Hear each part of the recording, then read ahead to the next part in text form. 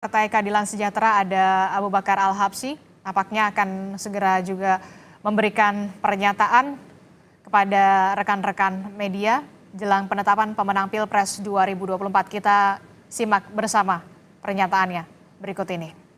Hari ini ingin menghadiri penetapan yang dilakukan oleh KPU dan kita mengucapkan selamat kepada KPU sudah mensukseskan mengambil keputusan yang dilakukan oleh MK. Dan kita akan mengucapkan selamat bertugas kepada Pak Prabowo dan wakilnya. Dan semoga untuk ke depan lebih baik lagi. Itu saja. Pak Prabowo ada info ke PKS?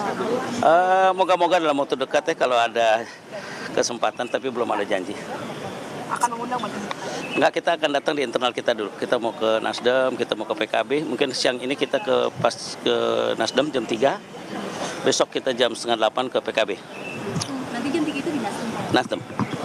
Kita silaturahmi, saling mengucapkan terima kasih atas kerjasama yang sudah bagus. Dan insya Allah kita akan lanjutkan kerjaan-kerjaan besar untuk bangsa ini, diantaranya pilkada. Dengan kebersamaan ini suatu nostalgia yang indah. Karena kebersamaan yang tidak bisa dilupakan. Selanjutnya nanti kita kerja-kerja besar lagi lah. Ini silaturahmi atau perpisahan mungkin? Yang mana? Kita nggak pernah perpisahan untuk bangsa. Kita akan terus membangun sampai sakratul maut.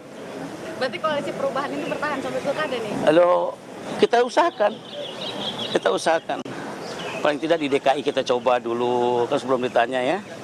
Terus kepada yang tempat-tempat lain ya gitu. Oke? Cukup ya kayaknya ya.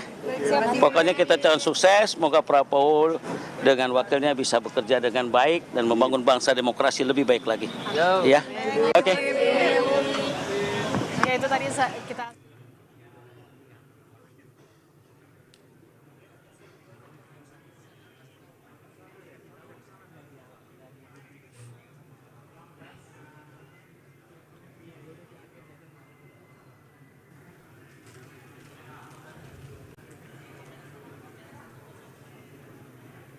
Republik Indonesia bersama dengan calon presidennya Anies